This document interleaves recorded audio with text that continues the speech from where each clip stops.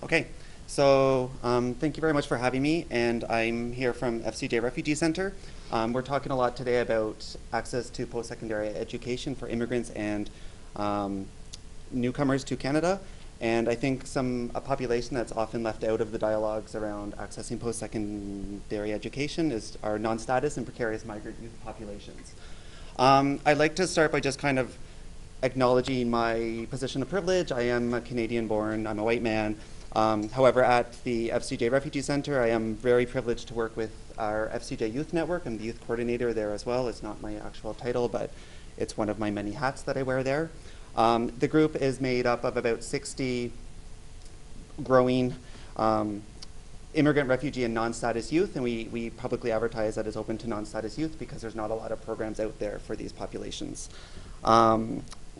One of the main issues that we talk about in the group, and something that we are always addressing, is this idea of access to post-secondary education, or access to like secondary education as well, and some of the difficulties these people have navigating these systems.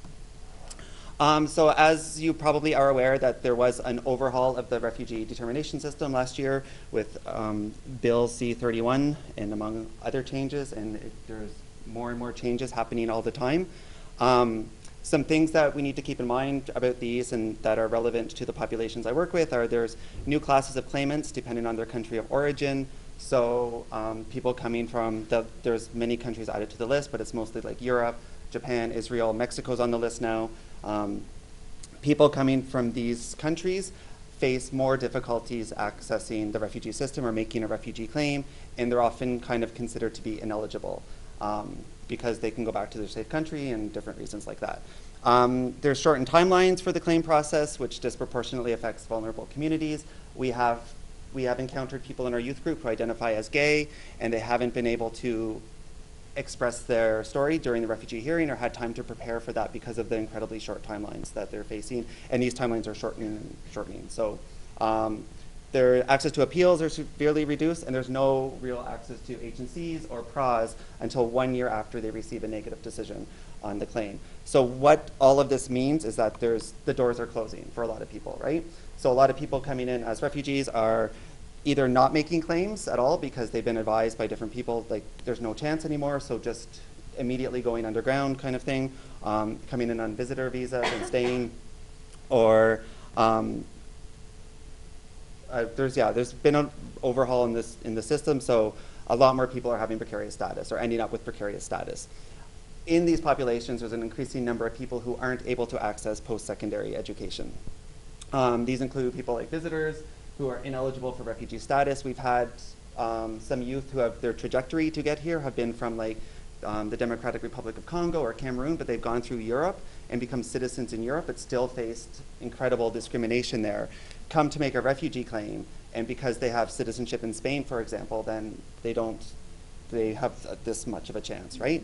So a lot of people aren't doing that. A lot of undocumented youth in our group, victims and survivors of human trafficking who have some sort of gray area of status. They can't access temporary resident permits, but there's not a lot of kind of cohesive awareness around that, and people don't really know how to access those things. And then there's a lot of other gray areas of people facing delay in receiving permanent residency. We've had people who've been accepted on H&Cs or been accepted on conditional grounds, but they're awaiting these documents to come. And once the documents come, they can get their permanent residency and access post-secondary education.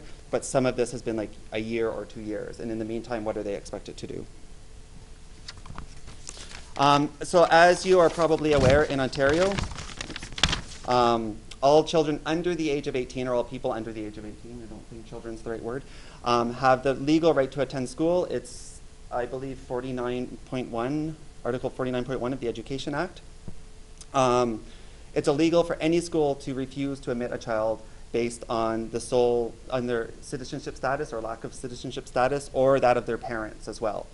However, even though they're allowed to access high school, they're often barred from full participation because they don't have OHIP, they maybe can't go to after-school programs, they maybe can't join sports teams, they maybe can't do this and this and this, join field trips or things like that. A lot of youth that we've encountered, once they turn 18 or graduate high school, they find themselves in this situation of limbo. A lot of youth we've encountered just find out when they start going to their counselor in their last year of high school and saying, I want to go to college next year, and their counselor's like, you can't, you don't have status. And that's the moment they find out they don't have status. There's a lot of different reasons for this, and I'm again speaking from the experiences of the group. Some youth have come in with their parents and they've been inferior participants in the whole refugee process, and so their parents have decided to stay, and the youth aren't aware of what the status is, or because they've been here for so long. It's important to note, and I'm a firm believer that everybody should have access to education, everybody should have access to higher education, regardless of how you succeeded or how you showed your success in a Western education system, or how many clubs you joined, or things like that. There's a lot of studies done around refugee youth, which includes non-status populations, that they have high aspirations for continuing education and going to post-secondary education. However, because of added responsibilities, family responsibilities, financial resources, and lots of awareness and lots of different issues, they have difficulty achieving these goals, have difficulty achieving post-secondary education. So the multiple barriers newcomer youth face, or any newcomer youth face, regardless of their immigration status, if they're coming in as temporary foreign or whatever they're coming in as, they face a lot of barriers accessing post-secondary education because of language barriers, recognition of foreign credentials, which we talked about, experiential barriers, and what I mean by that is that a lot of youth need to navigate Western education systems and need to kind of, and it's sometimes difficult for some of the youth to do. All of these things are amplified for people without any sort of official immigration status or non-status youth. Non-status youth face admissibility barriers for a lot of post-secondary institutions, added financial barriers, no access to OSAP, and they always have the threat of deportation. So some youth won't even try, or some youth, there's some programs, but they're afraid of doing something because there's a threat that immigration authorities are going to find out that they're there, or immigration authorities, even though maybe they are safe, that their parents will be found out and be deported for different reasons. This even happens in high school because there's the don't ask, don't tell, the access to education piece. However, you sometimes disclose to a friend or find out and they're like, oh, I don't have status here, I just found out, and their friends decide to tell their parents, and then there's that. It's not 100% safe, right? Like in theory, there's sanctuary city now and access without fear, but what it looks like on the ground and what it looks like for the people we work with, we have yet to see, right? So there still is that element of fear in accessing programs and accessing support because of finding out that they don't have immigration status. Avenues to education. So there are few options for non-status and precarious migrant youth to continue that trajectory to post-secondary education. However, these are extremely limited. So at York University, there's the Center for Refugee Studies, and they offer a scholarship for a non-status person. So they offer one scholarship for non-status person.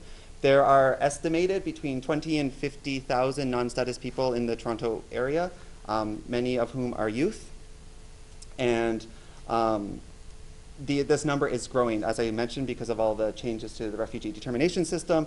A lot more people are not being able to access regularization in Canada, so there are a lot more people that are weighing the risks of going back to their country and weighing the risks of staying here without status, and that seems like a more viable, safer option for some people. There are some academic bridging programs. We've had success with some of our youth to access a program at Centennial College. It's the HYPE program, helping youth pursue education. It's a bridging program. It's really, really accessible because they provide tokens, they provide meals, the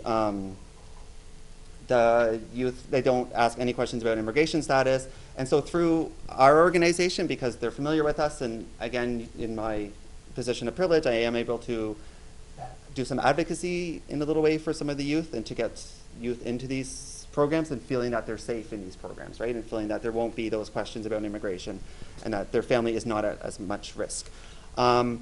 Beyond that I know of, if anybody else knows something here, I would love to hear what can be done. Beyond that, there's not a lot of options for precarious migrant or non-status youth to access post-secondary education. There are some other programs like through like city programs and things like that that I'm hoping with this sanctuary city will start opening up. One of the biggest things I should mention and around experiential is that these youth in limbo, they finish high school, they graduate, what can they do now? They can't access work because they don't have a work permit. They can't access post-secondary education. They come to me and they're like, Philip, all I want to do is study. Like, I want nothing more to do than study. I don't care about the degree. I don't care about the certificate. I just want to keep learning, right? I want to keep up my knowledge. So there are some other programs where they can do that, and at least they can feel like they're gaining some skills and they're gaining some knowledge and working towards a level of professionalism. And also connecting with like volunteer opportunities that would maybe give them that kind of experience that would help them in their professional goals. So it's our recommendation, and we feel that there needs to be more multi-sectoral collaboration to promote full accessibility for precarious migrant youth. There was 38 counselors that voted in favor of Sanctuary City, if I have that number right, 3 against, 38 for that. So maybe it's a time that we can start working together, start communicating more with community organizations and colleges and universities and other institutions and saying something needs to be done. These youth are here, we need to support them, right? I think that's it. Thank you.